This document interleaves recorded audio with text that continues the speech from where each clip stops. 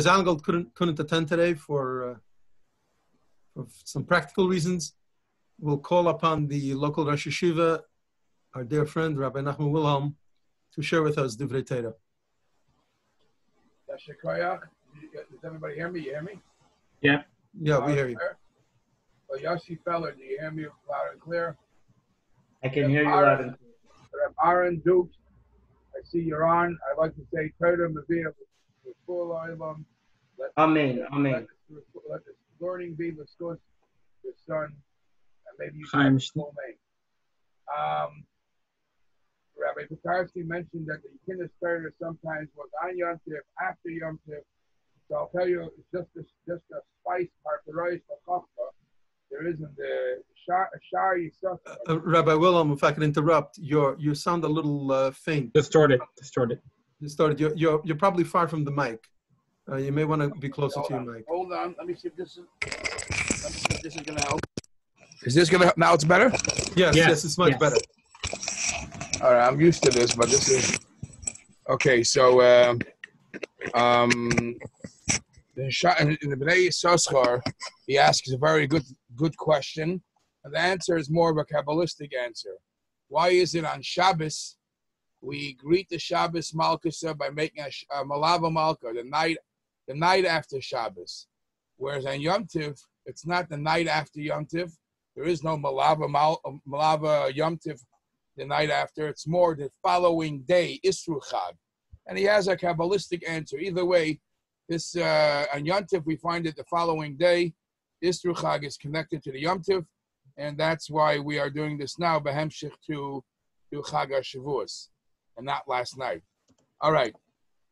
So one thing that we did this year that doesn't always happen for Shavuos and Yom Tov is we made an eruv tavshilin. I know you have a lot of wonderful speakers speaking today, so I'm just going to discuss just a couple of interesting points of eruv tavshilin.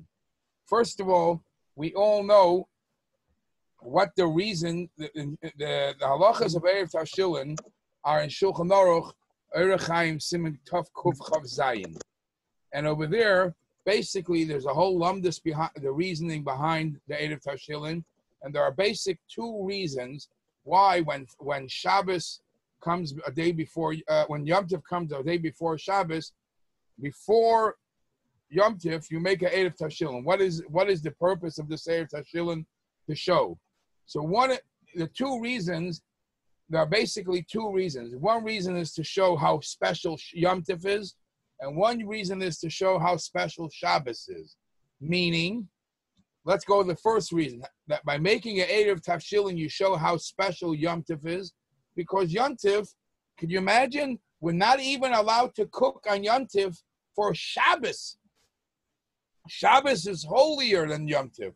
You're not allowed to cook on Yom Tov for Shabbos unless you make the eruv tavshilin. That gives us a mindset how special, how holy the day of Yom Tov is. Of course, you shouldn't cook for weekdays. You shouldn't do mundane things. Things are not appropriate for Yom Tov. So the first reason why we do an eruv tavshilin is to show how special, how great the Yom Tov is. The second reason is the opposite. It's not so much to stress how great the Yom Tov is, rather it's stressing how special Shabbos is. We don't want on Shabbos everything is leftovers and there's no preparation for Shabbos. We want you to always remember Shabbos is coming and do something special for Shabbos. So therefore, we have to already, as a day earlier, we already try to find a way, a permission, how we could do something special for Shabbos. These are two opposite thoughts of why we make, what's the point behind eruv tavshilin? Either to show how great Shabbos is or to show how great Yom Tov is. What are the two differences in halacha? Basically, between those two reasons? Difference number one is, do you have to make an eruv tavshilin on erev Yom Tov? Let's say this year, Yom Tov was on Friday and Shabbos, so erev Yom Tov was on Thursday. Thursday is a hectic day. Could you make it on Tuesday? Let's make the erev tavshilin Tuesday, and you'll set it aside. So that should give you permission to cook on Yom Tov for Shabbos. So the Alter Rebbe says whether or not you could make a Yom Tov, you could make a eruv tavshilin before erev Yom Tov will depend according to these two reasons. According to the first reason, that it is to show how special Yom Tov is, that that Yom Tov you can't cook for other for weekdays. You only could cook even for Shabbos. You only can cook if you get special permission. Perhaps you could make that permission 2 or 3 days early. If, however, it's to show how special Shabbos is, then it has to be done specifically on erev Yom Tov. So the Alter Rebbe brings both of these svaras, and he says, "L'maisa lahalacha," you should try to do it only an erev Yom Tov, even though it would make sense to do it a couple of days earlier. You should do it on erev Yom Tov, but b'diavad, if it was already made a day or two before then, you could keep it as a erev tavshilin, but preferably not to make a bracha. That's one difference. Another difference is, how about making, there are three, I mean, usually the calendar, we have over here people who are much better than me on the calendar. Usually a guy can predict, and he knows for the whole calendar of the year, how many times it's going to happen this year that Yom Tov will lead into Shabbos. Do we need an eruv tavshilin for all the Yom Tovim? Could we just make one eruv tavshilin, and that should be good enough for Shavuos, or maybe Rosh Hashanah, whatever falls on Shabbos, Sukkot? Why do I have to make one on every single Yom Tov?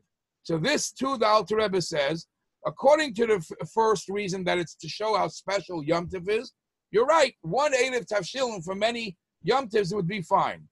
According to the second reason, it wouldn't be fine.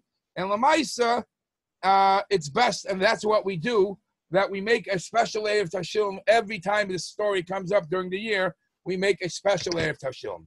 These are things that are mentioned in Shulchan Aruch. I want to just discuss it. Give me a couple of moments. Another difference. Actually, this halacha has nothing to do to the two reasons. Maybe it does, and that is there are people who are very organized, and they're able to cook all their food erev Yom Tov. If it's a 2-day Yom Tov, a Yom Tov and a Shabbos, they have all the dishes prepared, everything. They don't have to cook anything fresh. There's no need for them to actually cook on Yom Tov or Shabbos.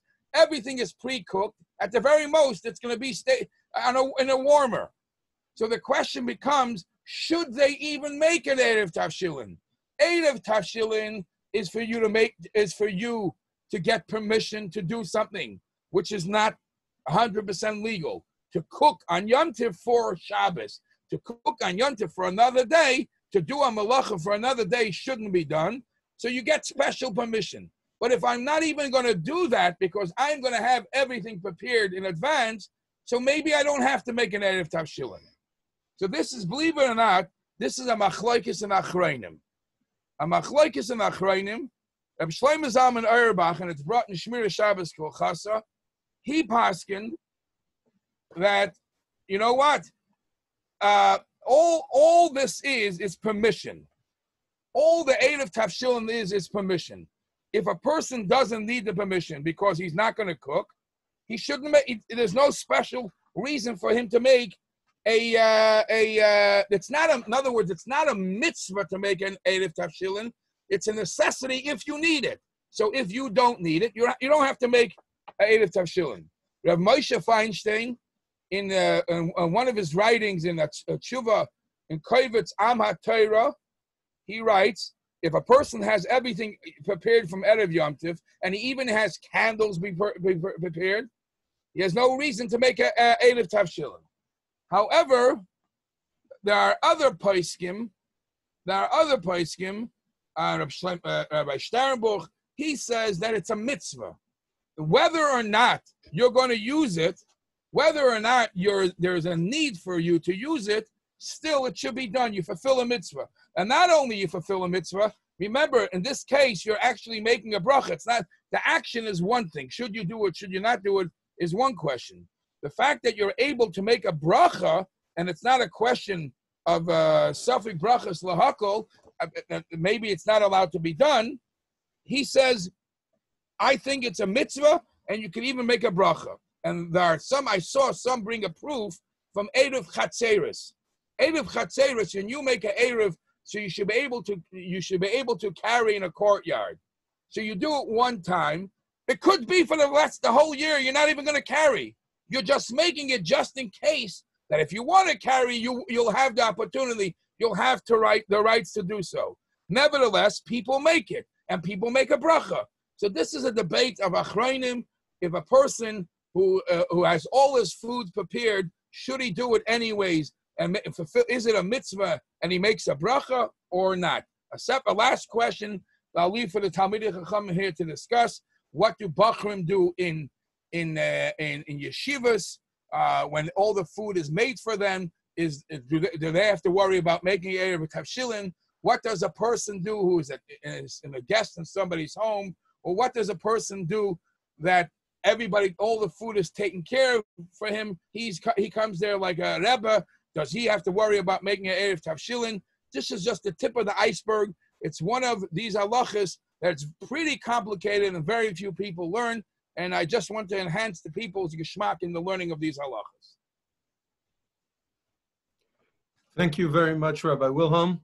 I'm assuming that this whole discussion would only apply if the food is not being heated up.